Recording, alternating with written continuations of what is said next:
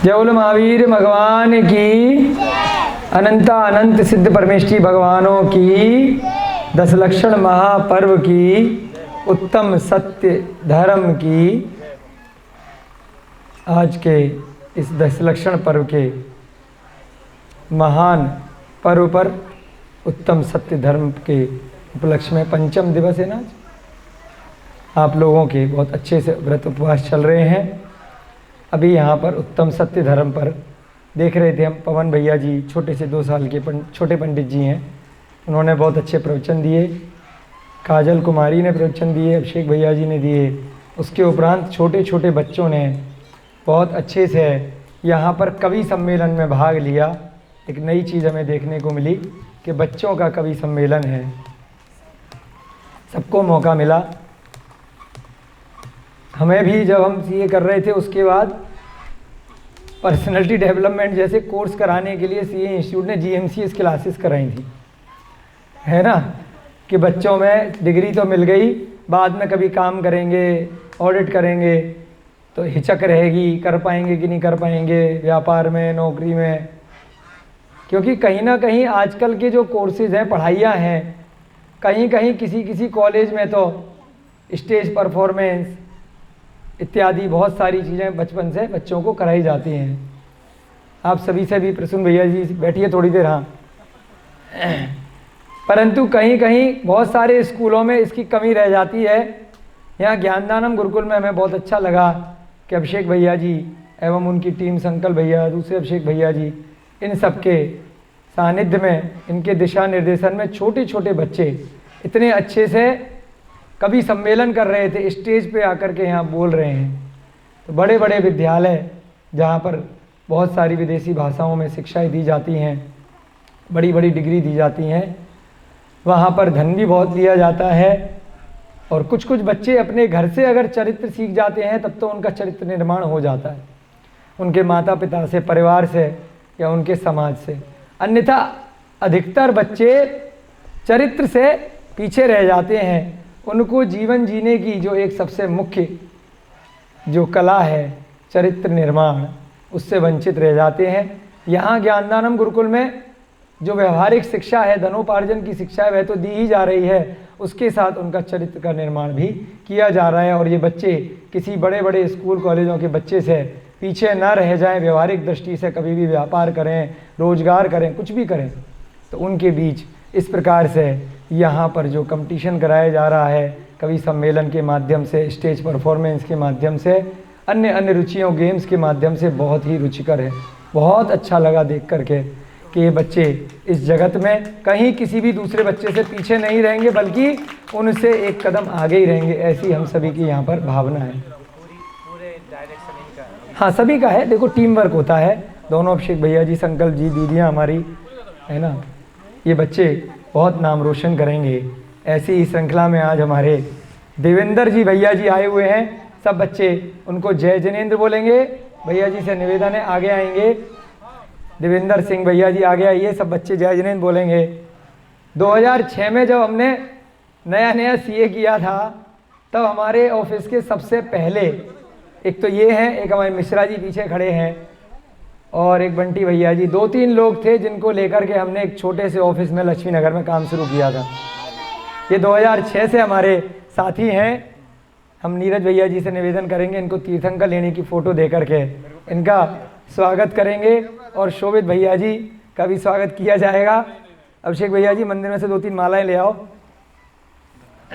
इनको फ़ोटो दो तीर्थंकर लेने की यहाँ पर भैया जी को। ये हमारे सबसे पुराने साथी हैं, पहले पिलर हैं। जैसे कि इस गुरुकुल के अभिषेक भैया जी जो कैमरे पे है ना, इन्होंने एक बच्चे से इस गुरुकुल की शुरुआत की थी आज से 3 साल पहले, और यहाँ पर लगभग 100 बच्चे तो यहाँ पर हैं, 180 बच्चे झाड़छा में हैं, और इस प्रकार से लगभग 5 गुरुकुल ज्ञानदानम गुरुकुल के खुल चुके हैं। एक शेर पुराना याद आ रहा है, आप लोगों का कवि सम्मेलन चल रहा था, हमारे सीए इंस्टीट्यूट में एक बड़े वरिष्ठ सरदार जी हैं, तो उनके मुंह से बहुत बार सुना है। कोई नहीं, अभी तो लो ना, फोटो खिंचाओ बढ़िया से। हाँ, तो हमारे देवेंद्र भैया जी सबसे पहले पिलर हैं।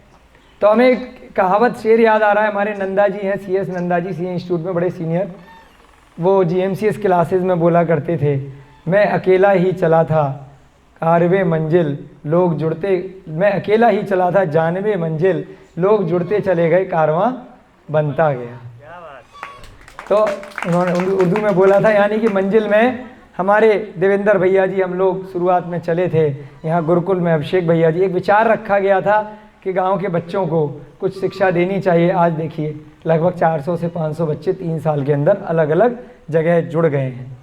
टीम इतनी बड़ी हो गई है और काम रुक नहीं रहा है। आगे भी बहुत जगह से फ़ोन आते हैं, यहाँ पर भी ब्रांच खोलिए, वहाँ पर भी खोलिए। फिर हम कहते हैं अभी हमें गुरु नहीं मिल रहे, बच्चे तो बहुत मिल रहे हैं, क्योंकि हमें चाहिए चरित्रवान गुरु, विद्वान नहीं चाहिए। पहले भी कई बार बोला है, विद्वान तो थोड़े बहुत कम भी होंगे तो चल जाएगा। तो अभी हमारा अगला टारगेट केवल ये है कि जल्दी जल्दी से ये जो बच्चियाँ यहाँ बैठी हैं ये थोड़ी सी और बड़ी हो जाएं, 2-4 साल में ये जगह जगह जा कर के शिक्षा दें, क्योंकि हमें मालूम है 3 साल से यहाँ पर हैं तो चरित्र तो इनका नंबर 1 है ही है और शिक्षा भी अच्छी हो ही जाएगी। इसीलिए अभी हम ज़्यादा ब्रांचेज नहीं खोल रहे, नहीं तो कोई दिक्कत नहीं है, 100 ब्रांच खोल डालो, 1000 खोल लो, इतने गांव हैं अपने देश के अंदर। एकल विद्यालय का कॉन्सेप्ट चल रहा है जगह जगह कि एक टीचर भी अच्छे से एक छोटा सा स्कूल चला सकता है, परंतु हमारे साथ दिक्कत ये है कि टीचर एक मिलना ही हीरे वाला होना चाहिए, कोहिनूर वाला मिलना बड़ा मुश्किल हो रहा है। तो इसलिए तैयार कर रहे हैं पीट पीट करके। जैसे कि एक और कहावत है कि पत्थर ही थे, पत्थर को भगवान बनाया गया है ना, न तराशे तो पत्थर थे, तराशे तो भगवान निकले। तराशे तो यहाँ गुरुकुल के क्या निकले, शिक्षक निकलेंगे, इनको तराश रहे हैं यहाँ बिठा करके, धीरे धीरे करके। आज जैसे यहाँ पर 10 धर्म के माध्यम से शिक्षाएं दी जा रही हैं, भगवान तो अभी नहीं बन पाएंगे, लेकिन भगवान के मार्ग का अनुसरण जरूर कर सकते हैं। भगवान राम ने क्या किया था, भगवान जीवनधर ने क्या किया, भगवान महावीर ने क्या किया, भगवान हनुमान ने क्या किया। खाली गए लाइन में लग गए, 1000 लोगों की लाइन लग रही है हनुमान मंदिर पे, उससे क्या फ़ायदा। फ़ायदा तो तब हो भगवान हनुमान ने क्या किया था उसकी जानकारी होनी भी तो ज़रूरी है, और वैसा खुद भी तो करना है। उन्होंने किया था, बस मंगलवार को नॉनवेज नहीं खाना, बाकी 6 दिन खाना है, ये कौन सी बात होती है 6 दिन क्या भगवान नहीं देख रहे हफ्ते में से? शनिवार को बस शनिदेव के जाना है, बाकी दिन खूब अत्याचार करना है, खूब छल कपट करना है। ज्ञान दानम गुरुकुल की एकमात्र शिक्षा ये है कि भगवानों ने जो किया था उनके चरित्र से हमें सीखना है, महापुरुषों ने जो किया था उनके चरित्र का ये रंच मात्र भी अनुसरण अगर करना है, उसके बाद भगवान के मंदिर जाना है। यहाँ अरिहंत भगवान के मंदिर आते हैं तो केवल चावल नहीं चढ़ाते, साथ में क्या करते हैं, स्वाध्याय भी करते हैं कि वो अरिहंत भगवान क्यों बने, शांतिनाथ भगवान ने ऐसा क्या काम किया जो उनकी मूर्ति लगाई गई है, भगवान राम ने आखिर ऐसा क्या किया जो अयोध्या में उनके इतने बड़े बड़े विशाल मंदिर बन रहे हैं और बाकी जगत में भी उनके मंदिर हैं। हर व्यक्ति कहता है जय श्री राम, तो ये भी तो पता होना चाहिए क्यों, आखिर क्या खास बात थी जो हम में नहीं है। भगवान का कुछ न कुछ अनुसरण जरूर करना चाहिए। इसलिए जिन धर्म का बंदे तद्गुण लब्धे, हे प्रभु मैं आपके गुणों की प्राप्ति के लिए आपकी वंदना करता हूँ। केवल आप भगवान हैं और मैं भक्त हूँ, केवल इसीलिए मैं आपकी वंदना नहीं करता, साथ साथ इसलिए वंदना करता हूँ। मंदिर हम भी जाते हैं, मंदिर सब लोग जाते हैं, जाना चाहिए, लेकिन थोड़ा सा ये विचार किया जाना चाहिए कि मंदिर में उन भगवान को मैं क्यों पूज रहा हूँ, वह क्यों खास है, तो मैं वैसा कब बनूंगा। हम वैसे तो व्यवहारिक जगत में खूब लाइन लगाते हैं, मेरा नंबर कब आएगा, शादी के लिए मेरा नंबर कब आएगा, पैसे के लिए मेरा नंबर कब आएगा, उसने पड़ोसी ने अच्छी गाड़ी खरीद ली तो मेरा नंबर कब आएगा, इत्यादि इत्यादि। बट भगवान के मंदिर में जाकर कभी नहीं कहते कि मेरा नंबर कब आएगा। यहाँ पर लक्ष्य नामक ग्रंथ के माध्यम से आप सभी के लिए प्रेरणा स्वरूप जीवनधर भगवान कैसे बने, यह वर्णन यहाँ पर आप बच्चों को बताया जा रहा है। यहाँ पर आज हमारे 2 मेहमान और आए हैं, उनका भी हम यहाँ पर मंच पर बुला करके आप बच्चों के लिए स्वागत करना चाहेंगे। प्रसून जी और विदिशा जी इंदिरापुरम से बहुत वर्षों से संस्थानम अभिधानम से लगभग 5 वर्ष से जुड़े हुए हैं। जीव रक्षा में इनका बहुत ही उल्लेखनीय कार्य है, बहुत जीवों की रक्षा करते हैं। 4 प्रकार के दान आपको बताए थे, औषध दान, अभय दान, ज्ञान दान और आहार दान। उसमें अभय दान सबसे ज़्यादा क्या कहा जाता है, एक तो संस्था खोल दी वो तो अलग बात है, बाकी जो लोग हैं, जो वॉलेंटियर हैं, जो जीवों की रक्षा कर रहे हैं, हम अपने भैया जी नीरज भैया जी से निवेदन करेंगे फ़ोटो दे करके तीर्थंकर लेणी की इनका हार्दिक अभिनंदन करेंगे। आज भी ये कई सारे कबूतर 5 साल से ये 3-4 ऐसे पैरालिसिस वाले कबूतर जो पंखे से कट गए, पैरालिसिस हो गए इत्यादि, कहीं घायल इनको मिल गए और करुणा भाव से अपने बच्चों की तरह पाल रहे हैं। अच्छा, अपनी नौकरी इत्यादि के बाद भी इतना समय निकाल रहे हैं। भैया जी कह रहे थे कि 1 साल से मैं अपना घर छोड़ के कहीं नहीं जा पाया, कारण उन कबूतरों को रोज दाना कौन खिलाएगा जो घायल हैं, है ना। तो ऐसी भावना, जैन होना केवल एक सरनेम के लिए नहीं है। आप किसी भी धर्म में जन्मे हो, जो अहिंसावादी है, जो पशु पक्षियों की रक्षा करता है, उनको अपने बच्चों की तरह उनका पालन पोषण करता है, उनको अवश्य पुण्य मिलता है। इतना चिर संचित पुण्य का संचय ये लोग जाने अनजाने में अपनी करुणा भाव से कर रहे हैं कि अगले कई भव इनके सुधर रहे हैं, इस भव में भी सुखी हैं।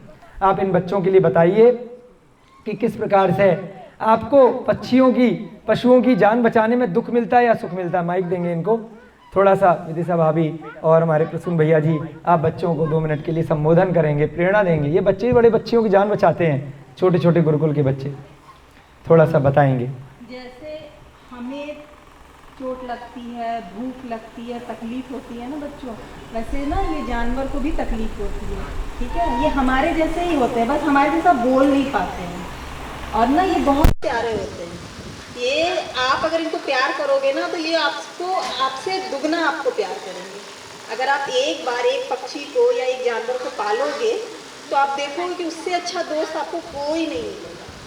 तो इसमें अंदर से एक बहुत खुशी मिलती है, बहुत ज़्यादा। आपको कोई कुछ देता है तो कितना अच्छा लगता है ना। कोई आपका केयर करता, कोई आपको प्यार करता है तो कितना अच्छा लगता है। ये बेचारे बोल नहीं पाते हैं, ये भगवान ने ना हमारे लिए ही इनको भेजा है कि हम इनको केयर कर सके।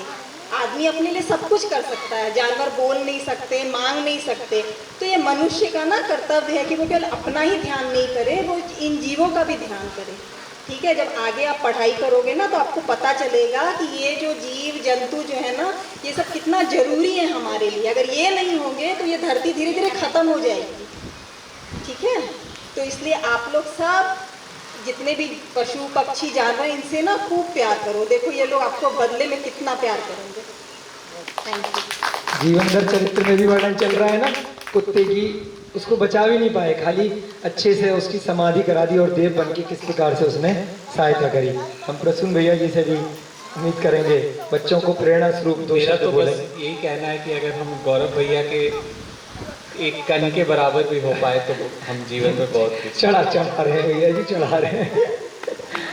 बहुत बहुत धन्यवाद। नमस्कार। छोटे छोटे बच्चे इसी प्रकार से सीखें। और देखिए, मेरा मुख्य इनको माइक देने का यही था कि कितने खुश हैं, आज संडे का दिन निकाल करके आए हैं पक्षियों की जान बचाने के लिए, है ना। तो अंदर से इतनी आत्मसंतुष्टि मिलती है। कितना भी पैसा आप कमा लो, कितना भी पैसा आप खर्च कर लो अपने परिग्रह पे, गाड़ियां खरीदने में, कपड़े खरीदने में, जो किसी छोटी सी चिड़िया की जान बचाने में जो आनंद की अनुभूति होती है, जो संतोष मिलता है, वो उसका कोई वैल्यू नहीं है, अमूल्य है ना। तो ऐसे बहुमूल्य रत्न हमारे ये दोनों वॉलेंटियर काफ़ी वर्षों से संस्था के साथ जुड़े हुए हैं। इसी प्रकार आगे सभी कार्यों में जुड़े रहेंगे। आप बैठिए और थोड़ी देर 1 घंटे यहाँ पर बच्चों के साथ निकालिएगा और इनका भोजन वगैरह अवश्य यहाँ पर कराना है। ध्यान रखना नीरज भैया जी, है ना, ऐसे ही नहीं चले जाएं, ठीक है जी। देवेंद्र जी, आप कुछ बोलना चाहोगे प्रेरणा के लिए बच्चों को? हैं अभी देवेंद्र भैया जी हमारे बहुत अच्छी पोजीशन पर EXL कंपनी में है। तो जैसे आप छोटे छोटे से बच्चे हैं, है ना, हम तो अभी बूढ़े हो गए, लगभग 39-40 साल के होने को आए, और देवेंद्र भैया जी में और हमें ज़्यादा फर्क नहीं है, मात्र 3-4 वर्ष का फर्क है। हमने 21-21 साल की उम्र में CA का ऑफिस खोला था, तब स्टार्टिंग में ही 2006 जनवरी के आसपास ही लगभग इन्होंने ज्वाइन किया होगा, 6 मार्च के आसपास शायद, है ना, मार्च में लिया था, 6 जनवरी में ऑफिस। तो तब से जुड़े हुए हैं और आज तक 2022 तक देवेंद्र जी जिस भी कंपनी में गए, महीने 2 महीने 4 महीने जब भी मौका लगता है यहाँ आते रहते हैं। हमें इतनी खुशी मिलती है अंदर से कि अपने ऑफिस से निकले हुए बच्चे दूर दूर बड़ी बड़ी विदेश में भी काम कर रहे हैं और सब जगह बहुत अच्छी सैलरी भी अच्छी ले रहे हैं, व्यापार भी अच्छा कर रहे हैं। कई बच्चे सीए बन करके इन्होंने ICWA किया है, कई बच्चे सीए बन गए, उन्होंने कई जगह अपनी प्रैक्टिस करी और सब धर्म के साथ में चल रहे हैं। कोई भी ऑफिस से निकला हुआ बच्चा ऐसा नहीं है जो कोई भी आज भी किसी भी कंपनी में अच्छे पैसे भी ले रहा हो और गलत कार्य कर रहा हो। कहीं ना कहीं उनके पास थोड़ा बहुत अंश उस ऑफिस में 5-7 साल काम करने का कुछ ना कुछ उनके मन में ऐसे विचार आए, पहले से भी संस्कार रहे होंगे, तो वह धर्म के साथ में काम कर रहे हैं। कभी भी किसी भी अपनी नौकरी में और कहीं पर भी किसी प्रकार से छल कपट नहीं कर रहे, मायाचारी नहीं कर रहे। जितना है उतने में संतोष करके रह रहे हैं, पड़ोसी की देख करके जल नहीं रहे कि उसकी ज़्यादा बढ़ गई मेरी नहीं बढ़ी। जितना है सब अपने अपने पुण्य का काम कर रहे हैं और प्रसन्न हैं। देखिए कितने प्रसन्न, चमक आ गई इनको, है ना। पहले भी ऐसे चमकते थे, अब भी वैसे की वैसे ही हैं। जब से हमने इनको देखा 16 साल हो गए, बिल्कुल शकल में चेंज नहीं है। शादी हो गई, बच्चे हो गए, फिर भी वैसे ही हैं जैसे 15-20 साल पहले थे। तो बहुत अच्छी बात है। ऐसे ही यहाँ पर हमारे अभिषेक जी, जब आप बच्चे कभी 2-4 साल बाद कहीं विद्यालयों में शिक्षक बन जाओगे, कोई डॉक्टर बन जाएगा, कोई इंजीनियर बन जाएगा, कोई सीए बन जाएगा ना, तब यहाँ जब गुरुकुल में आओगे तब इनकी खुशी हम देखेंगे। अभी एक बच्ची पुलिस में लगी है ना, क्या नाम है उसका, काजल, क्या नाम है वो पुलिस वाली बनी है जो है, यही है क्या? अच्छा यही वाली तो है, यही बनी थी। हाँ देखो, जब उस दिन ड्रेस में आई थी पुलिस की, इसको पुलिस में वो मिल गया है ना, NCC में। इतनी सुंदर लग रही थी, कितनी खुश थी ना इनकी माँ और सारे लोग परिवार के। बेटा जहाँ पर भी जाओ बस संस्कार के साथ रहना, है ना। कभी भी कोई बेईमानी का काम मत करना, चाहे पुलिस में जाओ, चाहे जज बनो, चाहे वकील बनो, डॉक्टर बनो। किसी गरीब का दिल मत दुखाना, है ना। किसी ज़रूरतमंद को अगर सेवा की आपकी ज़रूरत है तो पीछे मत हटना, जितना भी हो सके उसकी सेवा जरूर करना। तभी ज्ञानदानम गुरुकुल के आप नाम को साथ में लेकर के जाओगे। किसी भी पद पे जाओ, देश में जाओ, विदेश में जाओ, कहीं पर भी जाओ, यहाँ के संस्कारों को अपने साथ में लेकर के जाना। जीवंदर स्वामी की बात चल रही थी, वह कुत्ते का जो जीव, इन्होंने अभी बताया ना, तो थोड़ा सा इन लोगों के लिए बता दें। जिन कबूतरों की आप रक्षा कर रहे हैं, जिन जीवों की रक्षा कर रहे हैं, ग्रंथों में, पौराणिक ग्रंथों से हम बच्चों को उन जानवरों की कहानियाँ यहाँ पर सुना रहे हैं कि किस प्रकार से ग्रंथों में चरित्र का निर्माण आता है। एक कुत्ते को, जीव को किसी ने तो मारा, एक शादी में जाकर के उसने मुंह लगा दिया खाने में, तो उसके जो लोग थे वहाँ पर उन्होंने डंडे से इतना मारा कि बेचारा अधमरा होकर कहीं पिपिया रहा था, पे करके मरने वाला था। वहीं पर एक जीवंदर नाम का जीव आया, उसने देखा, उसने बड़ी करुणा भाव से उसको सहलाया, उसको अच्छे से नमोकार मंत्र इत्यादि सुनाए और उसकी समाधि कराई कि बेटा कोई बात नहीं, जो जीवन मिला था उसे अच्छे से निकाल लिया। अब जिन लोगों ने तुम्हें मारा है उनके प्रति कषाय मत करना, बैर भाव मत रखना, उनको क्षमा कर देना और अपने बुरे के लिए भी सबसे क्षमा मांग लेना। जिनको भी तुमने काटा हो, मारा हो, चूहे खाए हो, बिल्ली खाई हो, गंदा खाना खाया हो, सबसे क्षमा स्वयं भी मांग लेना। और जिनने तुम्हें बहुत गलत काम किया है उनके लिए भी मन से, वचन से, काय से क्षमा कर देना। णमोकार मन सुनाया, समाधि कराई, शांत परिणामों के साथ उसकी मृत्यु हो गई। किसकी? कुत्ते की। तुरंत क्या हुआ? अच्छे परिणामों से, कम कषायवश होने के कारण मृदुल परिणाम से उसका मरण हुआ। उसके परिणाम से क्या हुआ?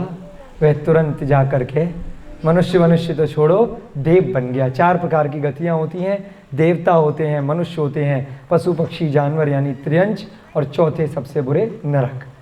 नरक में हमें नहीं जाना है। जो लोग मांसाहार का सेवन करते हैं, शराब इत्यादि का सेवन करते हैं, बहुत ज़्यादा क्रोध करते हैं, हिंसा आदि 5 पापों में हमेशा लिप्त रहते हैं, उन कारणों से भी जीव नरक तक चले जाते हैं और वहाँ पे घोर वेदनाएं, बहुत कष्ट भोगते हैं, जो पशु पक्षियों की कष्टों से भी बहुत ज़्यादा हैं, कई हजार गुना ज़्यादा है। तो कम से कम हम ऐसा तो काम ना करें कि हमें नरक जाना पड़ जाए।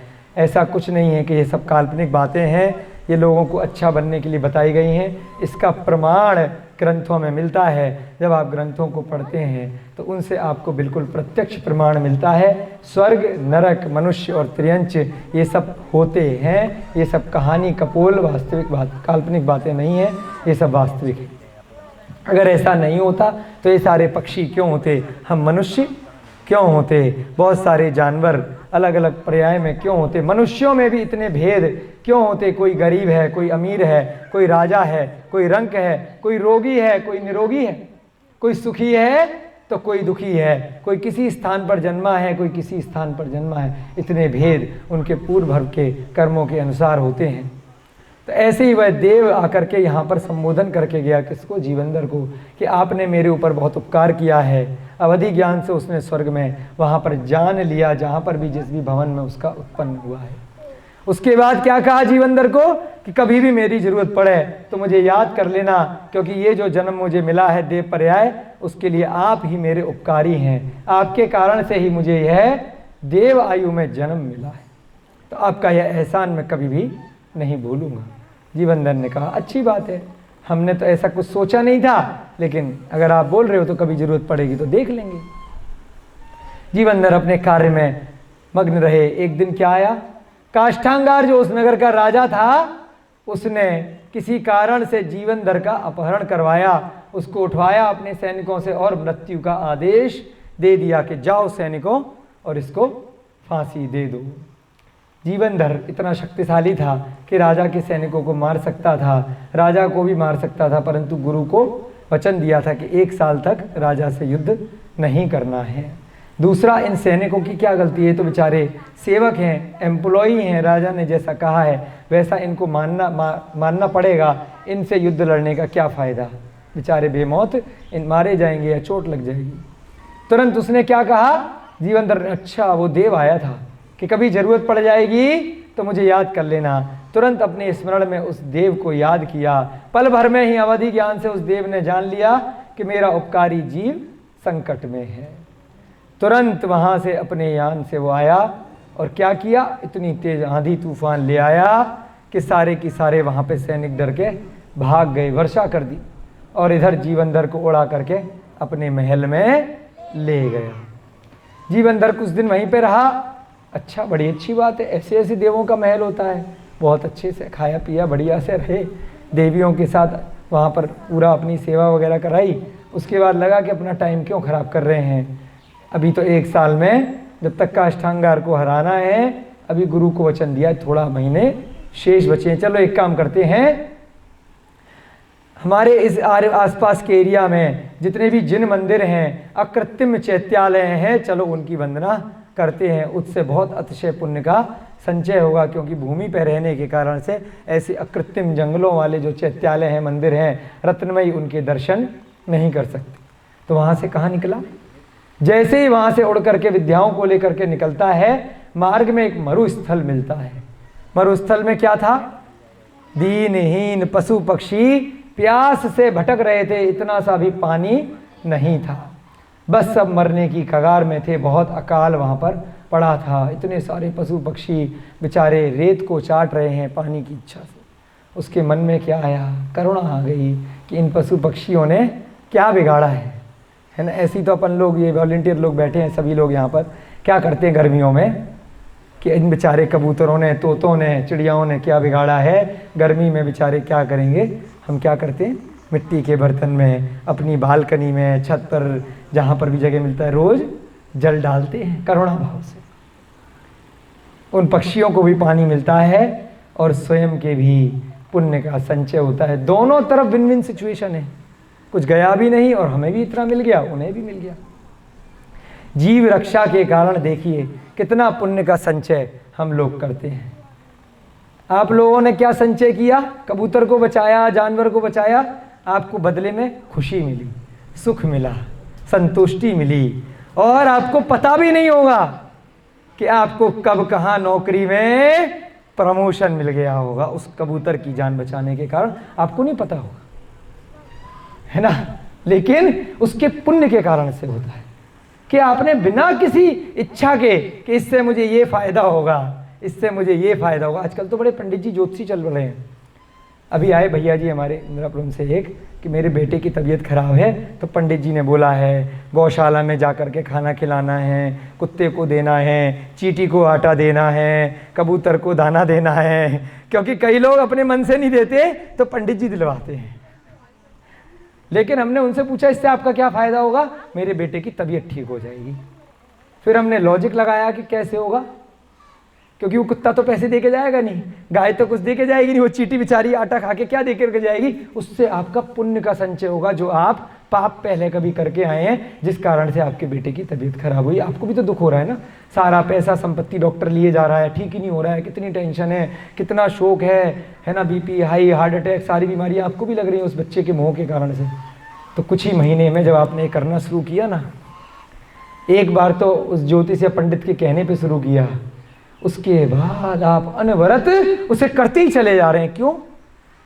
क्योंकि इतना सा करने पे इतना मिल गया, एक चींटी को इतना सा दाना खिला दिया तो मेरे घर के सारे रोग दूर हो गए। होता है ऐसा, मजाक नहीं कर रहे हैं, करके देख लेना। जो कोई भी दुखी होगा ना, करके देखना, पक्षियों के लिए दाना डाल करके देखना, बाजरा मक्का डाल करके। आपको कहीं डॉक्टर के जाने की जरूरत नहीं पड़ेगी। आपके दादा हैं घर में, अगर दुखी हैं, रोगी हैं, लकवा मार गया, बहुत बड़ी बड़ी बीमारियां हैं, वो आपके पाप कर्म की वजह से हैं। आपका पाप कर्म कम हो जाएगा। क्यों कम हो जाएगा? वो जो पशु पक्षी हैं वो आपको इतना आशीर्वाद देंगे ना, उससे आपकी सारा दुख दूर हो जाएगा। आपको व्यापार में इतनी उन्नति मिलेगी, और उस उन्नति से भी आप क्या करेंगे? उस पैसे से और ज़्यादा पुण्य का काम करेंगे और पक्षियों को बचाएंगे। हमारे साथ भी क्या हुआ, पहले छोटा सा पक्षी अस्पताल खोला था इंदिरापुरम में, ये भैया जी आते थे वहाँ पर। आज देखिए 2 जगह तो बड़े बड़े क्षेत्र में चल रहा है, एक तीर्थंकर लेणी पे कितना बड़ा चल रहा है, यहाँ पर भी न केवल पक्षी और सैकड़ों हजारों पशुओं का भी यहाँ पर रक्षा हो रही है। क्योंकि यहाँ पर जो भी आता है, जितना भी धन संपत्ति आती है, वो सब इसी काम में लग जाती है। तो पुण्य आया, पुण्य में लग गया, दिक्कत क्या है? तो इसलिए इनका भी, इन जीवों का भी पुण्य है, हम सबका साथ में पुण्य है। आपको कहीं पर भी छोटा मोटा अगर दुख हो, बच्चे बड़े, ध्यान रखना कि आपको कुछ नहीं करना है, रघुकार मंत्र पढ़ना है और पक्षियों के लिए दाना डालना है, गायों के लिए चारे का इंतजाम करना है। पहले क्या करते थे, 1 रोटी निकालते थे ना गायों के लिए, अब तो प्रथा ही समाप्त हो गई। गाय भी बेचारी सड़क पे कूड़ा खा रही हैं, भैंसें स्लॉटर हाउस पे जा रही हैं, है ना, दूध पैकेट के चल रहे हैं, और सब अंडा पता नहीं क्या क्या खा रहे हैं। अभी कोई भैया जी एक रिपोर्ट दिखा रहे थे, एमपी सरकार ने आज एक आदेश दे दिया कि बच्चों के गुरुकुल में कल से चिकन और अंडा खिलाया जाएगा। अब खबर सच्ची है कि झूठी है पता नहीं, एक पोस्टर किसी ने भेजा था दैनिक भास्कर की खबर का, है ना। बच्चों के जो सरकारी गुरुकुल हैं, स्कूल हैं, जो बाल सुधार गृह हैं, वहाँ पर उनको अब डेली चिकन और अंडा खिलाया जाएगा। जो बच्चे अपने मन से मना कर देंगे उनको मूंगफली, गुड़ और पनीर इत्यादि ऐसी चीज़ें खिलाएंगे। अब बच्चों को थोड़ी पता है कि चिकन खाने की चीज़ है कि नहीं खाने की चीज़ है, उनको खिला करके उनकी आदत डाली जाएगी। ऐसा सरकारें कर रही हैं, तो अब ज़रूरत किसकी है? यहाँ पर ये सरकार के रूप में छोटे छोटे से गुरुकुल, इनकी पहल होना बहुत ज़रूरी है। हम लोग आगे बढ़ें। ऐसे सरकार में जो मंत्री आए हैं, जो अधिकारी आए हैं, जो खुद खाते हैं और ऐसी ऐसी इंडस्ट्री से ऐसे ऐसे पैसे लेकर के उनकी खाना पूर्ति करने के लिए अपने स्वार्थ की सिद्धि करते हैं। मिड डे मील योजना में भी पीछे आया था कि इसी प्रकार से मांसाहार खिलाया जाएगा। जब बच्चे बचपन से जानवरों को खाएंगे तो उनकी बुद्धि कैसी हो जाएगी, है ना। वो फिर बाद में आदमियों को मारेंगे, हिंसा आदि करेंगे। इसके ऊपर बहुत परीक्षण आए हैं कि जो लोग बचपन से जानवरों को मारते हैं, बलि देते हैं, काटते मारते हैं, वो बड़े होकर के जानवर के खून और मनुष्य के खून में फ़र्क नहीं करते। उनको कभी भी बंदूक मिल जाती है तो ठाएँ, वो इंसान को ही मार देते हैं। तलवार मिल जाती है, चाकू मिल जाता है तो वो किसी भी माता पिता को या भाई बहन को नहीं देखते हैं कि मनुष्य का खून है या पशु का खून है। वैसे तो दोनों सेम ही है, दोनों को कष्ट बराबर हो रहा है। हम इसको तो रोज़ मार के खा सकते हैं, मुर्गे को, बकरे को, गाय को, भैंस को, मछली को, तो इसको क्या फ़र्क है? ये भी तो मछली जैसा ही है, छोटा सा, है ना, ये भी तो कुत्ते जैसा ही है, तो दोनों में क्या फ़र्क है? वो व्यक्ति बहुत आसानी से किसी मनुष्य को भी, किसी स्त्री को भी गलत कार्य कर लेता है और उसे कोई भी दुख नहीं होता है। तो इस प्रकार से वह देव उसे लेकर के जब राजमहल में गया, वहाँ से उसने मरुस्थल में क्या देखा, किस प्रकार से पशु पक्षी दीनहीन अवस्था में हैं, इनकी जान कैसे बचाई जाए। बस हाथ जोड़े, भगवान से प्रार्थना करी, हे प्रभु, हे नमोकार मंत्र को ध्याया, अरिहंत भगवानों से प्रार्थना करी। अपने लिए कुछ नहीं मांगा। वो पशु पक्षी क्या देके, कुछ पैसे देके जाते क्या कि बेचारों के लिए प्यास का कुछ प्रबंध हो जाए। पल भर में क्या हुआ, चमत्कार हो जाता है। जब कोई अच्छा जीव, अच्छा पुण्यशाली जीव बिना किसी स्वार्थ की इच्छा से कुछ भी किसी के लिए मांग लेता है ना, तो वो जरूर पूरा होता है। इसलिए कहते हैं ना कि संतों ने आपके लिए कुछ मांग लिया तो पूरा हो जाएगा। फकीर है, संत है, उसके लिए कुछ भी नहीं चाहिए, फिर भी आपके लिए मांग रहा है, क्योंकि उसको निर्मोही है, बिना किसी इच्छा के। क्या हुआ? अचानक से जो इतने टाइम से वर्षा नहीं हुई थी, सब तड़प रहे थे सारे पशु पक्षी, इतनी मूसलाधार मेघों ने वर्षा प्रारंभ कर दी और सारे पशु पक्षी उसमें तृप्त होकर के नृत्य करने लगे। अपना काम हुआ और चलता बनता निकल लिए जीवन दर। अच्छा जी, बहुत अच्छी बात। उसने उन पक्षियों से कुछ नहीं लिया, उनके लिए भी करुणा भाव से अपने चमत्कार अपने आप हो रहा है। उसके पास कोई जादू टोना नहीं है। क्या है? मात्र अच्छे अच्छे भाव, अच्छे करुणा में। पिछले भव में भी अच्छे पुण्य किए, जिसके कारण से जहाँ जाता है यहाँ पर मनुष्य बनकर जिसके लिए भी जो मांगता है वह पूरा हो जाता है, आगे बढ़ता है। जिन मंदिर के दर्शन करता है, एक नगर में जाता है, वहाँ के लोग बड़े बेचैन ढेर लगाए बैठे हुए हैं कि बड़े सैड हाथ सर पे रखे हुए बाजार में बैठे। पूछता है क्या हो गया भाइयों, क्या बात है? तो नगर के निवासी उसे बताते हैं, आपको नहीं पता क्या, राजा की बेटी को सांप ने काट लिया है। किसने? राजा बड़ा अच्छा होगा, आज के राजा के यहाँ कोई नुकसान हो जाए तो जनता क्या है, अच्छा हुआ। बहुत परेशान करता था प्रधानमंत्री, राष्ट्रपति या बड़े बड़े नेता मंत्री इत्यादि। अच्छा हुआ। यहाँ संस्था भी है, संस्था में भी टीचर भैया जी को हम अरे बढ़िया बढ़िया है, बहुत परेशान करते थे, बहुत बोलते थे, बहुत काम कराते थे, बहुत टॉर्चर करते थे, है ना। अच्छा हुआ, परेशान है, टेंशन में, थोड़े दिन काम नहीं कराएंगे, अपन फ्री घूमेंगे, है ना। वर्तमान में यही होता है। पहले जब राम राज्य था तब राम के दुख से पूरी अयोध्या दुखी हो गई कि सीता का हरण हो गया या राम को वनवास हो गया। पूरी की पूरी अयोध्या चल पड़ी उनके साथ वनवास में, उनके पीछे पीछे कि जहां आप जाएंगे हमें भरत का राज्य स्वीकार नहीं है, जहां आप जाएंगे हम भी वहीं चले जाएंगे। क्यों? इतना प्रेम, इतना वात्सल्य उन भगवान राम ने अपने मनुष्य भव में उस जनता को दिया था। ऐसे ही जब अच्छा राजा होता है तो प्रजा को पुत्रवत पालता है, पुत्रीवत पालता है, अपने बच्चों की तरह पालता है। और जो अच्छे अच्छे लोग होते हैं वह कोई भी पशु पक्षी भी हो उसको भी अपने बच्चों की तरह पालते हैं। जैसे अपने बच्चों को खिलाएंगे वैसे ही खिलाएंगे, इनमें और उनमें कोई भेद नहीं होगा। ऐसे नहीं कि सड़क के हैं, ऐसा नहीं कि बाहर के हैं। तो ऐसे ही प्रेम वात्सल्य से सब जनता के सभी लोग हमारे बच्चों की तरह वह राजा पालता होगा। तभी क्या था, उसकी जनता भी उसकी बेटी के शोक से दुखी थी कि सांप ने उसकी बेटी को काट लिया है। जीवनधर ने जब इस प्रकार से सुना तो उसका फिर से मन करुणा से भराया। अब उसे कुछ नहीं चाहिए, फिर भी अरे क्या पता चल के देख लेते हैं, क्या पता ठीक हो जाए। क्या करा? सीधे राजमहल की ओर चल पड़ा। जैसे ही राजा को लगा कि बाहर से कोई दूसरे नगर का कोई आया हुआ है, सबको तो चेक उसने कर ही लिया था, सारे वैद्य ज्योतिष नीम हकीम सबको दिखा लिया था, लेकिन बेटी का जहर नहीं निकल रहा था। उस जीवनधर के आगे नतमस्तक हो जाता है कि भैया आप कोई दिव्य पुरुष हो क्या, आप कहीं बाहर से आए हो, आप कोई विद्वान हो, कृपया करके मेरी बेटी की जान बचा लो, अपना राज्य आधा दे दूंगा। जीवनधर को उनके राज्य से कोई प्रयोजन नहीं था, फिर भी चलो भाई ट्राई करते हैं। जैसे ही वहाँ जा कर के बैठे, उस बेटी के लिए प्रार्थना करी मन से, है ना, कि ये ठीक हो जाए। इसने छोटी सी बच्ची है, किसी का क्या बिगाड़ा है। तो क्या हुआ? कुछ भी नहीं किया, कोई दवाई नहीं दी, कोई इंजेक्शन नहीं लगाया, कुछ भी नहीं किया। मात्र प्रार्थना में इतनी शक्ति होती है कि क्या हुआ कि बेटी खड़ी हो गई। इस बात से एक चीज़ याद आ गई, देवेंद्र भैया जी जानते हैं, हमारे एक और साथ के मित्र हैं, गिरी जी, अमरनाथ गिरी जी, कवि हैं। आज कवि सम्मेलन था, हमारे साथ के वकील हैं, जहाँ हम लोग ऑफिस चलाते थे वहीं साथ में पड़ोसी। एक दिन उन्होंने हमें बताया, आजमगढ़ के हैं वो, तो बचपन में उन्हें किसी ने एक विद्या सिखाई थी। वैसे तो वकील हैं प्रोफेशन से, परंतु उनको कोई मंत्र दिया था किसी ने।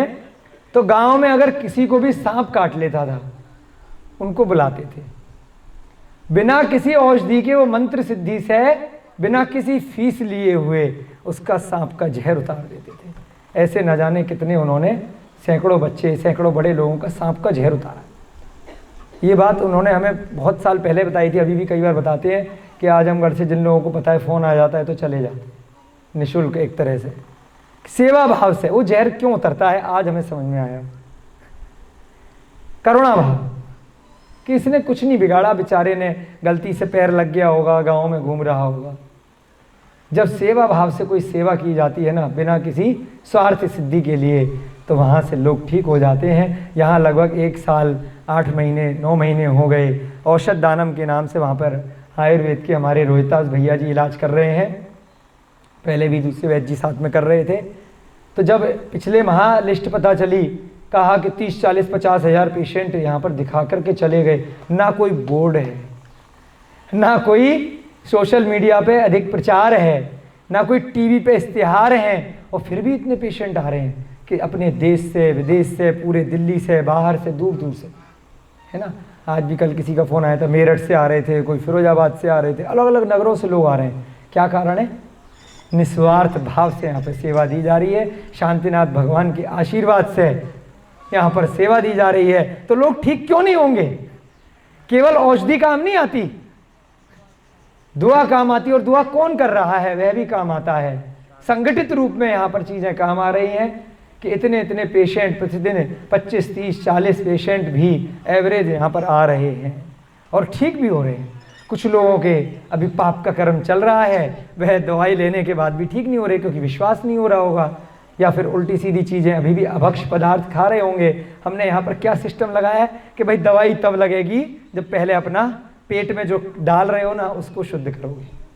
आहार चिकित्सा सबसे पहले ज़रूरी है।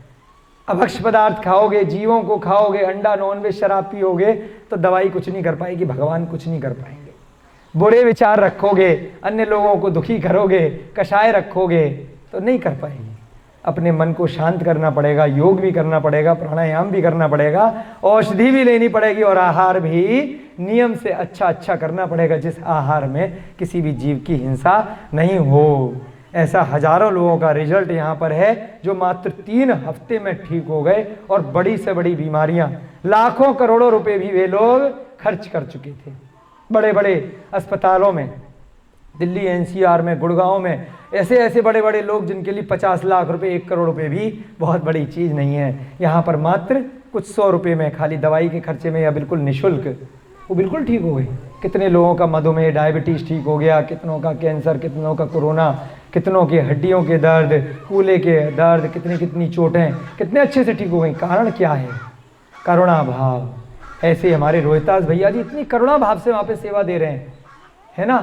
प्रतिदिन अभिषेक करते हैं, स्वाध्याय सुनते हैं शाम का स्वाध्याय में, क्योंकि अभी मरीज वहाँ पर हैं तो इसलिए नहीं आ पा रहे हैं।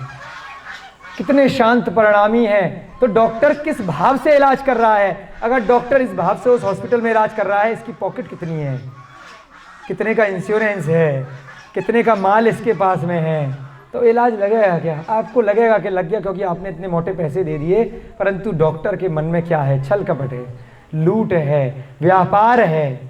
वही डॉक्टर अगर निस्वार्थ भाव से, सेवा भाव से काम करता है, ऐसे भी डॉक्टर देखे हैं संडे संडे जा कर के सेवा देते हैं। हमारे भी रिश्ते में एक हैं, वो डासना जेल में जा कर के संडे संडे देते हैं। कभी नगर में बैठते हैं डेली फ्री में, कभी नगर जैन मंदिर में, बाकी दिन भर अपना क्लिनिक से जो कमा लिया, और जेलों में जा कर के निःशुल्क सेवा देते हैं।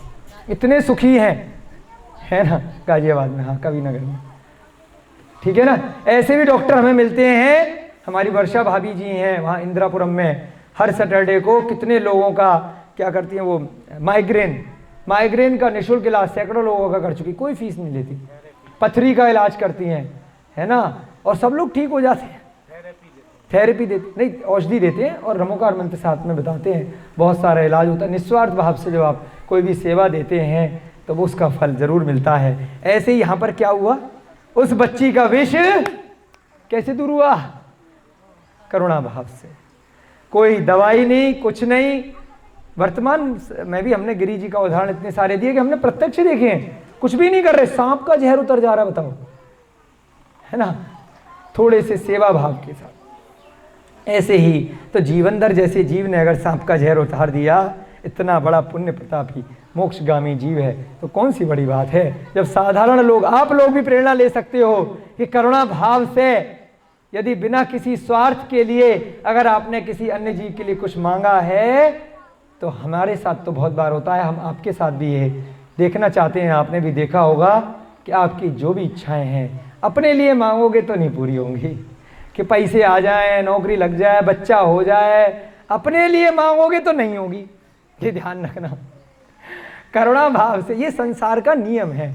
आपने अगर किसी और के लिए मांगा है तो कोई और आके आपके लिए मांग लेगा, आप ध्यान रखिएगा। अगर आप दुख में है ना, विपत्ति में है, आपको मांगने की जरूरत नहीं पड़ेगी। संसार का चक्र गोल गोल है। आपने किसी और की सेवा करी, कोई आकर कब आपकी सेवा कर जाएगा आपको पता भी नहीं चलेगा। इसलिए स्वयं के लिए कभी मत मांगिए, क्योंकि बिन मांगे पता नहीं क्या क्या मिल जाता है, और मांग करके तो भीख भी नहीं मिलती है। तो भगवान भी भीख नहीं देते हैं। कितना भी सर पटकना भगवान के पास जा कर के, अरे बहुत चक्कर में है, इतने तो दुखी, इतने लोगों को तो कष्ट देता है, इतना मायाचारी करता है, इतना छल कपट करता है ना, इतना धोखाधड़ी करता है, और यहाँ आ गया सर पटकने के लिए, गंगा नहाने के लिए आ गया है ना, और कितने कत्ल करके आया है। एक कहावत नहीं है, सो चूहे खा के बिल्ली हज को चली। कितना तो हिंसा करी, उससे कुछ नहीं होगा। उस बिल्ली के हज जाने से कुछ भी नहीं होगा। आप दूसरों के लिए सेवा करेंगे तो कोई दूसरे जिनको आप जानते भी नहीं हैं वो आपकी सेवा करेंगे, आपके कभी भी जीवन में कष्ट नहीं आ सकता है। उसके बाद क्या हुआ, बेटी उठ गई, ठीक हो गई। राजा ने क्या किया कि भाई देखिए, आपने हमारी बेटी की जान बचाई है, चाहे कैसे भी बचाई, अब आप दिव्य पुरुष हैं, आप मेरी बेटी से विवाह कर लीजिए। अपनी बेटी से उस राजा ने जीवन भर का विवाह कर दिया, और साथ में आधा राज्य भी दे दिया। उनको राज्य वाज्य से कोई प्रयोजन तो था नहीं। उन्होंने कहा ठीक है, कोई दिक्कत नहीं है। उसके बाद फिर कि चलो देखो, हमें ज़रूरी काम है, अभी हमारा काम रह गया, काष्ठांगार को हराना है, मार्ग में बहुत सारे मंदिरों की दर्शन करने हैं, जगह जगह और भी लोगों की सहायता करनी है, हम जा रहे हैं, कुछ दिन बाद आएंगे या बेटी को ले जाएंगे। वहाँ से निकल लिए। उसके बाद क्या देखा, फिर से एक वन मिला, वहाँ पर बहुत सारे तापसी क्या कर रहे थे, मिथ्या दर्शन के कारण जीव हिंसा में तप मान रहे थे, बलि दे रहे थे, ऐसे ऐसे जंगल में बैठ के स्वार्थ सिद्धि कर रहे थे, शमशान में बैठ करके, कि वहाँ पर जीव हिंसा जैसे प्रपंच कर रहे थे, बलि इत्यादि देने के कृत्य कर रहे थे। अरे ये तुम क्या कर रहे हो, जीव हिंसा में पुण्य नहीं है, इससे आपको भगवान की प्राप्ति नहीं होगी। ऐसा उनको संबोधन किया, उन तापसियों को समझाया। वर्तमान में भी होता है ना, हम विरोध करते हैं फेसबुक पे, व्हाट्सएप पे, अरे बलि देने से ये आपस में लड़ रहे हैं, उससे कुछ नहीं होगा। समझाओ, प्रेमवत समझाओ, उनकी आत्मा को, उनके जमीर को जगाओ। हमारे कम से कम 3 या 4 ऐसे 4 मित्र हैं जो कभी भी मुसलमान होने के बाद भी कोई बलि इत्यादि नहीं देते, और न केवल बलि नहीं देते, इतना विरोध करते हैं। और केवल शाकाहारी ही नहीं, वीगन भी, दुग्ध पदार्थों का भी प्रयोग नहीं करते, और खुलेआम बड़े बड़े मंचों से बोलते हैं कि ये प्रथा गलत है। केवल मुसलमान ही नहीं जो बलि प्रथा देते हैं, वर्तमान में हिंदू, बहुत सारे अन्य अन्य धर्मों में भी देवी के आगे अलग अलग स्थान के हिसाब से वंश परंपरा है। पश्चिम बंगाल में भी है, अन्य अन्य स्थानों पर भी है। जो लोग बलि नहीं भी देते वह प्रतिदिन मांस तो खा ही रहे हैं। कोई मछली खा रहा है, कोई मटन खा रहा है, कोई चिकन खा रहा है, कोई गौ मांस को खाने में भी अपनी शान समझता है ना, अलग अलग प्रकार से। तो बलि दो भगवान के आगे या नहीं दो, खाना नहीं चाहिए। केवल खाने से ही नहीं, हमें पशुओं से क्रूरता से प्राप्त कोई भी पदार्थ को अपना उपभोग की वस्तु नहीं बनाना चाहिए, तभी अहिंसा मूल रूप में मानी जाएगी। तो यहाँ पर उस जीवनधर ने क्या किया, उन तापसियों को बड़े प्रेम पूर्वक समझाया कि यह कार्य गलत है, नहीं कीजिए, इसमें बहुत जीव हिंसा है। और देखिए उसके जब उसने करुणा भाव से समझाया, जब हम भी यहाँ पे समझाते हैं तो कितने सारे लोग आराम से समझ जाते हैं, है ना। बहुत सारे लोग तुरंत नहीं तो बाद में धीरे धीरे करके मांस खाना छोड़ देते हैं। कई लोग हमने प्रत्यक्ष देखे हैं, हमारे पास आते हैं, जूते चमड़े के, बेल्ट चमड़े की, बैग ले आए चमड़े का। हम प्यार से समझाते हैं कि देखो इसके इतने विकल्प हैं, आप क्यों किसी गाय भैंस बकरे को मार के चमड़े का प्रयोग कर रहे हैं, उससे सस्ते आपको जूते मिल तो रहे हैं, बेल्ट मिल तो रही है, बैग जैकेट मिल तो जाएगा। अच्छा मिल जाएगा क्या?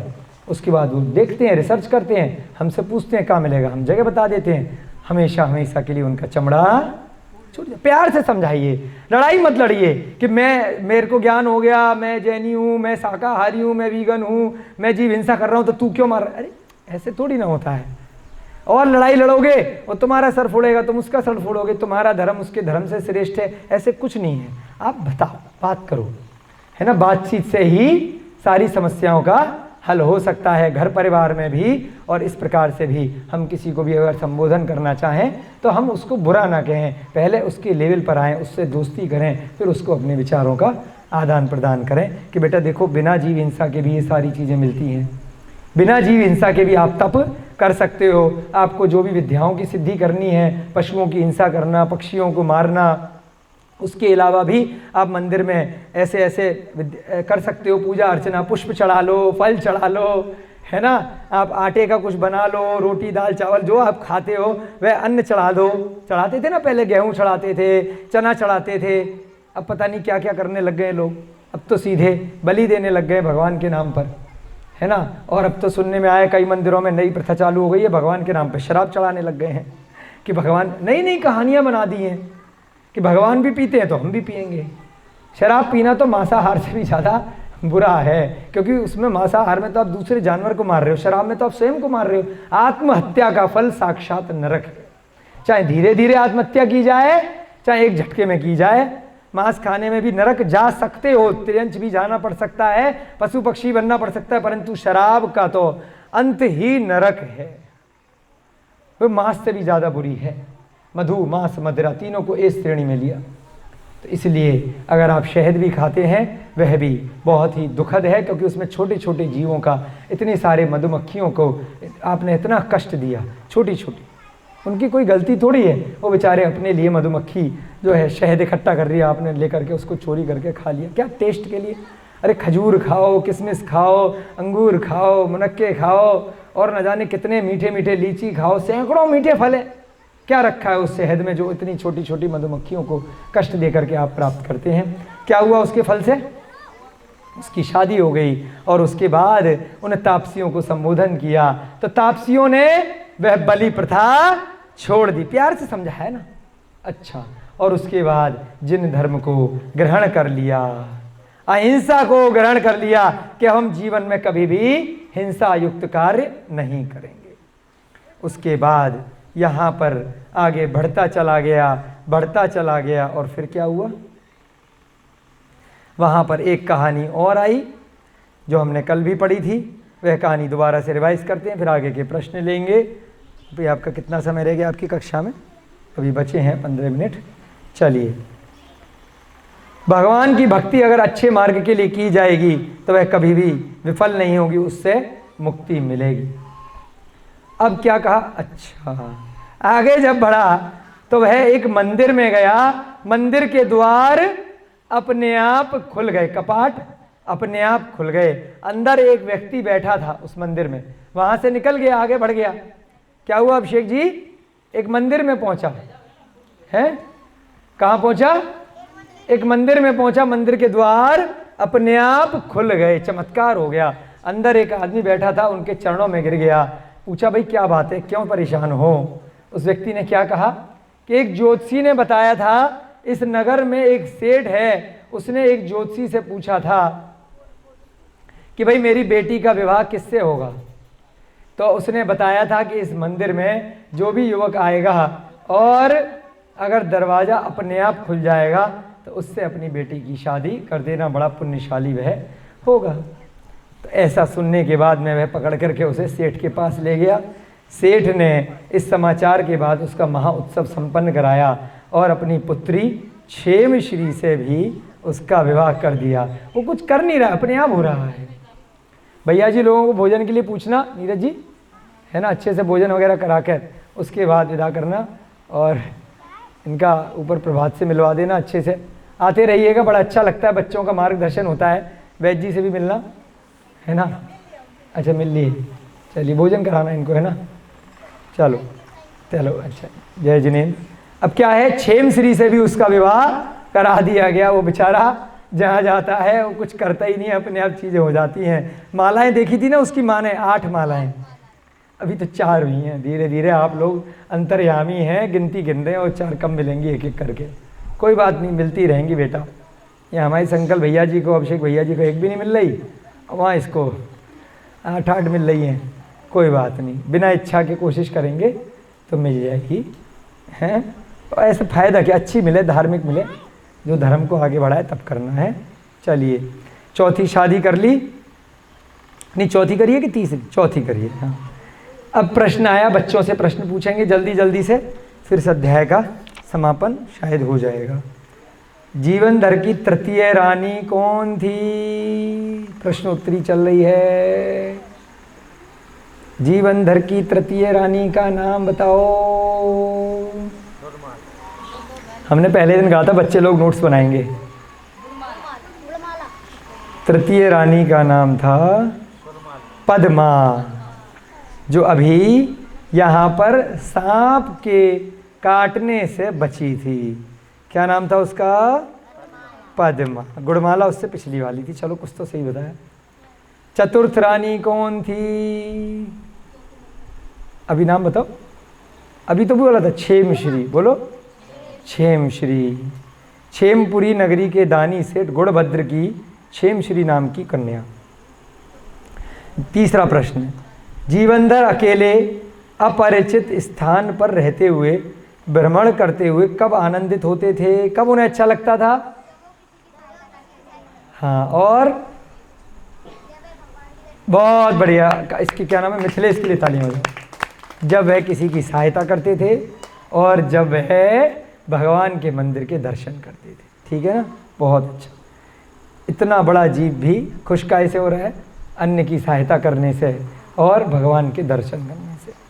जीवनधर अपना समय किस तरह व्यतीत करना चाहते थे? बताओ, कैसे टाइम पास करते थे? अब समय बचा था ना काष्ठांगार के पास जाने में, कैसे टाइम पास कर रहे थे? हाँ, बिल्कुल बिल्कुल, यही लगभग बात है। और अपने गुरुकुल के बच्चे जब फ्री होते हैं, जैसी क्लास छूटती है तो क्या करते हैं? हाँ, इनके लिए तालियां बजाओ, पीछे जो बैठी है। सही जवाब। इनाम दो ही, सारे बच्चे मिल गए मैडम को आज। रोज मैडम इनाम देती हैं, आज बच्चे इनाम देंगे। अरे बच्चे सच में खड़े हो गए यार। चलिए कोई बात नहीं। अपने गुरुकुल के बच्चे झूला झूलते हैं। क्यों? क्योंकि बाकी समय तो दर्शन करते ही रहते हैं, जीव हिंसा से बचते हैं, भगवान के दर्शन आरती करते हैं। जीवनधर कैसे टाइम पास करता था? भगवान के जिनालयों में भक्ति करके अपना जीवन व्यतीत करना चाहते थे। देखो, जब वह यक्ष के महल में रहे, जब देव के महल में रहे, तब भी उनको यही चिंता हुई कि इस समय को व्यर्थ ही क्यों गुजारें, यहाँ पर रह करके समय क्यों खराब करें। इस बीच जिनालयों की वंदना करके अपूर्व पुण्य का संचय करें। उसने भी क्या सोचा कि बहुत सारा पुण्य मिलेगा। चलो मंदिरों के दर्शन करते हैं। हमारा भी मन ऐसे ही ग्रंथों को पढ़ के ऐसे ही करता है। बचपन में हमारे माता पिता के संस्कार ऐसे ही थे कि वे लोग जब भी छुट्टी होती थी, कुछ भी होता था, नए नए मंदिर ले जाते थे, तीर्थ यात्रा पे ले जाते थे। चलो भाई महावीर जी चलते हैं, चलो भाई सोनागिर जी चलते हैं, चलो भाई सौरीपुर बटेश्वर चलते हैं। उधर आगरा के पास ये जगह थी तो इसलिए बता रहे, चलो जी शिखर जी चलते हैं।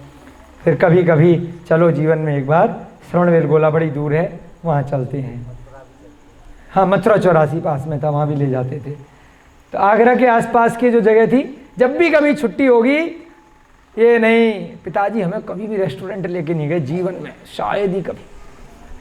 ये शादियों में तो हमने खाया है, देखो घर परिवार में कई शादी ब्याह हैं, कई फंक्शन है, बर्थडे है, तो बर्थडे वगैरह में, बर्थडे बोलते हैं अब तो, उसमें भी क्या होता था, कहीं बाहर नहीं खाना खाया।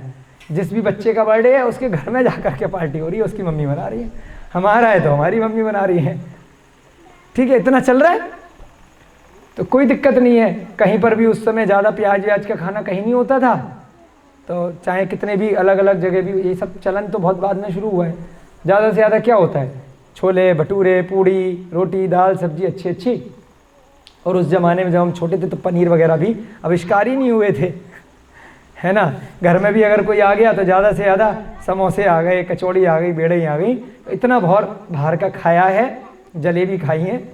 बाकी ज़्यादा बाहर का अभक्ष्य प्रतिदिन ऐसे अवस्था में नहीं खाया कि जब भी छुट्टी पे हैं तो रात रात भर बैठ के 10-11 बजे बाहर का गंदा खाना सड़ा गला खा रहे हो। देखने में लगेगा इतना इतना सजा हुआ है, लेकिन वास्तव में वह अच्छा नहीं होता, आपके शरीर के लिए भी अच्छा नहीं होता, मन के लिए भी अच्छा नहीं होता। ऊपर से उस पर पेंट कर दिया जाता है, उसकी प्रेजेंटेशन भले ही अच्छी होती है, लेकिन आपके लिए वह स्वास्थ्यवर्धक, चाहे पिज़्ज़ा है, चाहे बर्गर हैं, चाइनीज़ है, इतने उल्टे सीधे खाने हैं, वो अब आ गए हैं। हमारे ज़माने में कम से कम नहीं थे तो हम सुखी रह गए, है ना।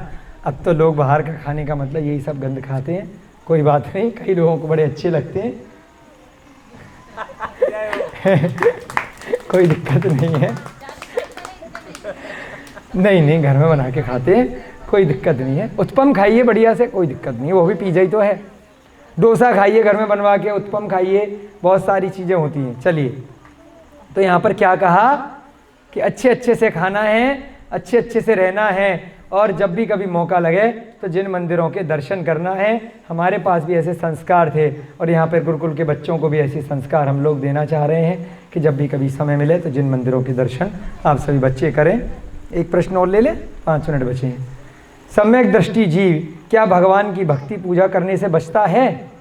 बताइए, कोई सम्यक दृष्टि है और अगर सामने रास्ते में उसे कोई मंदिर दिखाई दे गया और टाइम भी है उसके पास, ऑफिस पहुंचने में 15 मिनट हैं, अभी उसके पास टाइम है, तो वो ये सोचेगा चलो ऑफिस जल्दी चला जाऊंगा, बैठ के कल का काम पहले कर लूँगा, या मंदिर जाएगा?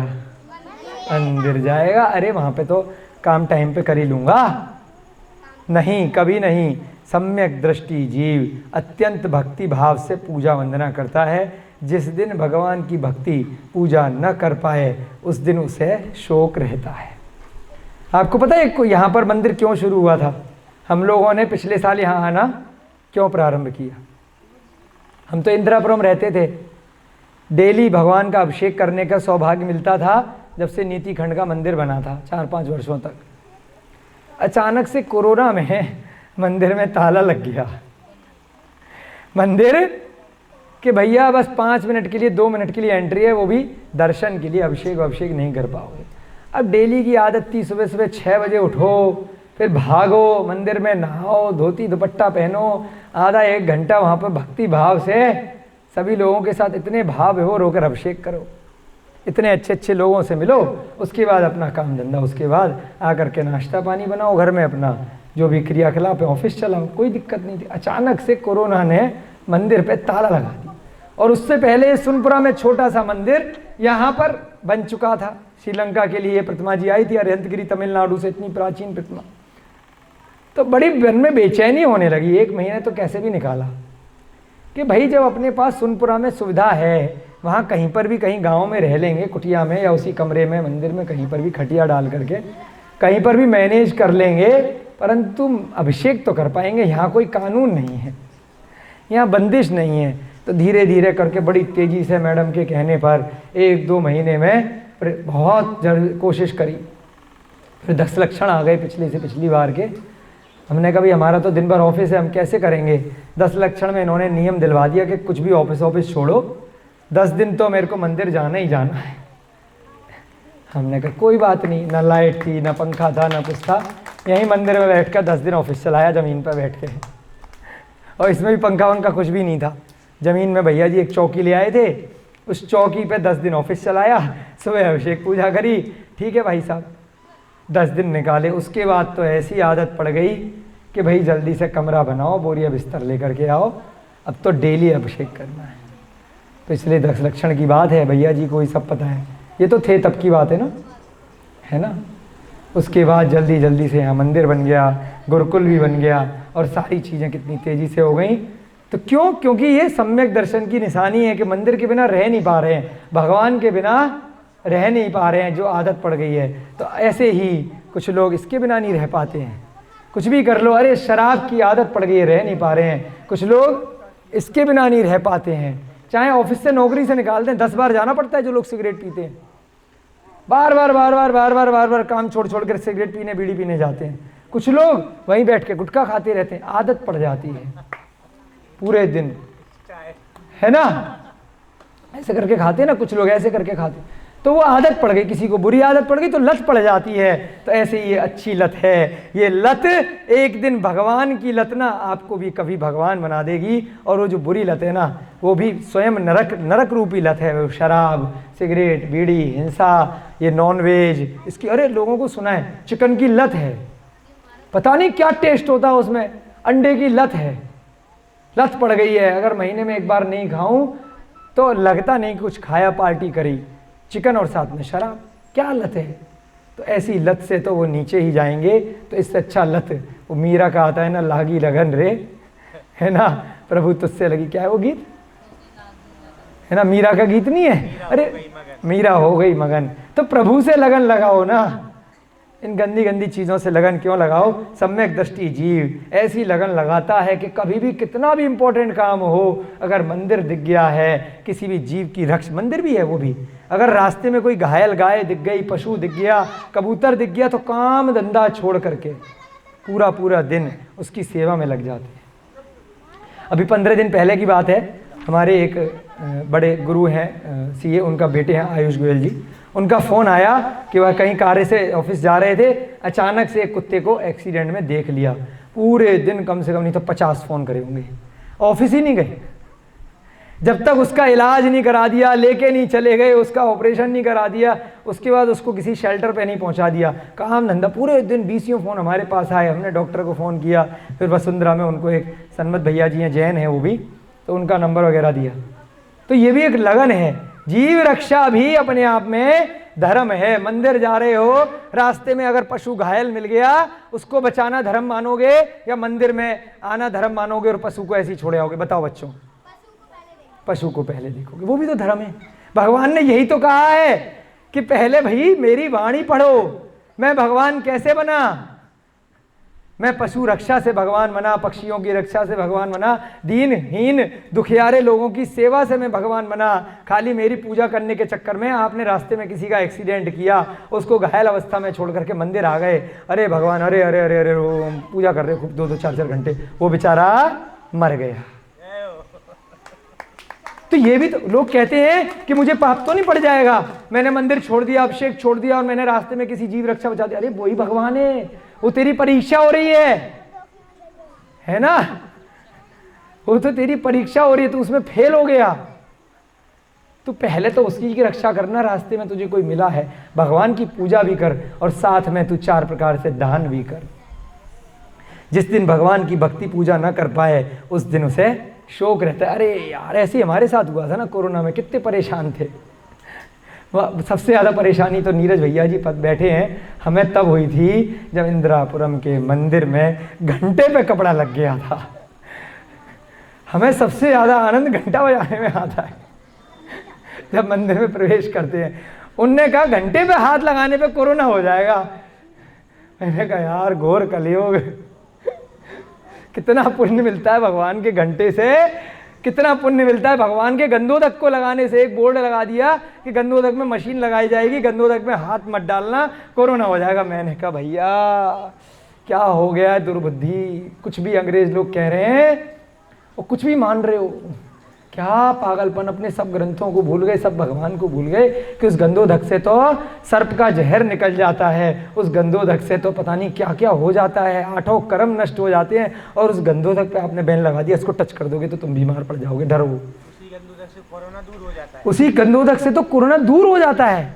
उस गंदोदक को टच करने पे आप कह रहे हो कि तुझे कोरोना, तू फैला देगा किसी को। मैंने कहा भैया बहुत हो गया, है ना, ऐसा नहीं होना चाहिए। परंतु मार्केटिंग है, सरकार का दबाव है, लोग क्या करें, अपनी बुद्धि, अपना धर्म सब भूल जाते हैं किसी न किसी कारण से। इसलिए आप बच्चों को बता रहे हैं। कभी बच्चों, आपको अगर बोला जाए कि मांस खाने से आप ठीक हो जाओगे, शराब पीने से आप ठीक हो जाओगे और शाकाहार को खाने से आप मृत्यु को प्राप्त हो जाओगे, आप बीमार हो जाओगे अगर आप दाल रोटी सब्जी खाओगे, ऐसा पढ़ाया जा रहा है स्कूलों में कि बेटा खाली ये खाओगे ना तो ये तो घास फूस है। मजाक उड़ाते हैं कॉलेज के बच्चे, अरे तेरे अंदर क्या शक्ति है, तू घास फूस खाता है।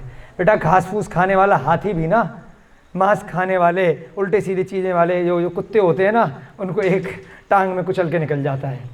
हाथी घास फूस ही खाता है ना। हाथी बनना है या वो जो कुत्ता बिल्ली बनना है जो मांस खाते हैं? तो हाथी तो घास खाता है ना, तो दिक्कत क्या है? तो उन लोगों को ऐसा उदाहरण देना कि हम अपने में खुशी हैं, हम किसी जीव की हिंसा नहीं कर रहे, हमें मांस नहीं खाना तो नहीं खाना, शराब नहीं पीनी तो नहीं पीनी, कोई कितना भी प्रलोभन दे दे। वह दिन उसके लिए दुर्दिन होता है जिस दिन वह बच्चा अभिषेक नहीं कर पाता है। दान पूजा ही श्रेष्ठ श्रावकों का सबसे बड़ा धर्म बताया है।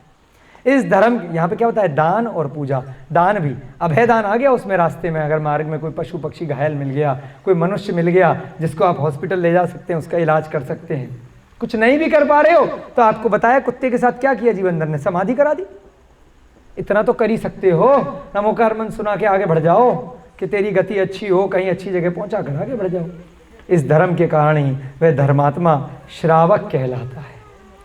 श्रावक माने, श्रावक की फुल फॉर्म श्रद्धावान, विवेकवान, क्रियावान, सम्यक दर्शन, सम्यक ज्ञान, सम्यक चारित्र। धर्मात्मा जीव को अपने पुत्र का मरण होने पर भी इतना शोक नहीं होता जितना कि मुनियों को दान और जिन पूजा न कर पाने पर होता है। क्या बात है! ऐसा आचार्य पद्मनंदी महाराज ने कहा है। बच्चे ने पेन दिया था, कहाँ गया? ये तो इंपॉर्टेंट लाइन है भाई, पेन दो भाई, नोट करनी पड़ेगी। एक आचार्य पद्मनंदी हैं, बहुत प्राचीन आचार्य हैं। उनका उदाहरण मुनि श्री प्रणम्य सागर महाराज ने यहाँ पर दिया है। पद्मनंदी पूर्वाचार्यों में नाम आता है। क्या कहा है? अपना बच्चा मर गया उससे शोक नहीं होगा। क्यों? क्योंकि वो जानता है कहीं और अच्छे में जन्म ले लेगा अगर अच्छी उसमें मरा है। बुरी गति से अगर गया है तो बुरी, उसे पता है आत्मा शरीर अलग अलग है। अपने बच्चे के मरने पे शोक नहीं करेगा, परंतु जिस दिन मंदिर नहीं जा पाएगा, जिस दिन दान नहीं कर पाएगा, है ना, उस दिन उसे शोक होता है। ऐसा होता है वे सम्यक दृष्टि जीव। ऐसे आप सब बच्चे बने, बड़े बने, इन प्रेरणा को लेकर के आगे आप इस चैन को धीरे धीरे आगे बढ़ाएं। आगे आप धीरे धीरे जब शिक्षक बन जाएं, शिक्षक ना भी बन पाएं, माता पिता बन जाएं, तो अपने बच्चों को ऐसी अच्छी अच्छी शिक्षा दें। अपने घर परिवार में ऐसे ही सम्यक दर्शन स्वरूप, ऐसे जीव रक्षा स्वरूप, ऐसे जिन धर्म का प्रचार प्रसार करें जिसमें किसी भी जीव को मारने का उपदेश कभी भी नहीं दिया गया हो। आपकी कक्षा का समय हो रहा है। जय बोलिए महावीर भगवान की, जय बोलिए अनंत अनंत सिद्ध परमेष्ठी भगवानों की, आचार्य भगवान श्री जीवंधर, आचार्य भगवान श्री आबाधीव सिंह की, छत्र चूड़ामणि और गद्य चिंतामणि ग्रंथों की, मुनि श्री प्रणम्य सागर जी महाराज की, लक्ष्य नामक ग्रंथ की, जीवंधर भगवान की, 10 लक्षण महापर्व की, उत्तम सत्य धर्म की, देखो सत्य धर्म की जय बोलिए, सत्य बोलना है, पुष्पदंत भगवान की, भगवान के मोक्ष कल्याणक महामहोत्सव की। आज सत्य बोलने का नियम लिया है आपने, तो अभ्यास कीजिएगा। जीवन में कभी भी ऐसी परिस्थिति आए, ऐसा निमित्त आए कि जब असत्य बोलना पड़े, तब केवल यह सोचना कि मेरे असत्य बोलने के कारण से किसी जीव की हिंसा तो नहीं हो रही है। और छोटे छोटे कारणों में, जरा सी घर की, स्कूल की बातों में, गुरुकुल की बातों में, जरा सा ये काम मैंने, ये किसने उठाई, मैंने नहीं उठाई, जबकि खुद उठाइए। छोटी छोटी सी बातों में असत्य मत बोलना, है ना, क्योंकि वो छोटी छोटी सी बातें ही धीरे धीरे जब आप बच्चे बड़े होते हो तो बहुत बड़ी बड़ी बातें बन जाती हैं। और एक असत्य अवगुण के कारण ही आपका जीवन पूरा धीरे धीरे करके समाप्त हो जाता है, बहुत दुख प्राप्त होते हैं। इसलिए हम लोग अपने जीवन में आज प्रेरणा लेंगे कि हम कभी भी कृतकार्यता अनुमोदना से स्वयं भी सत्य ही बोलेंगे और सत्य ही बुलवाएंगे। कभी भी असत्य नहीं बोलेंगे, ना किसी से बुलवाएंगे, और ना ही कोई असत्य बोल रहा है उसकी अनुमोदना करेंगे। ठीक है, जय बोलिए महावीर भगवान की जय।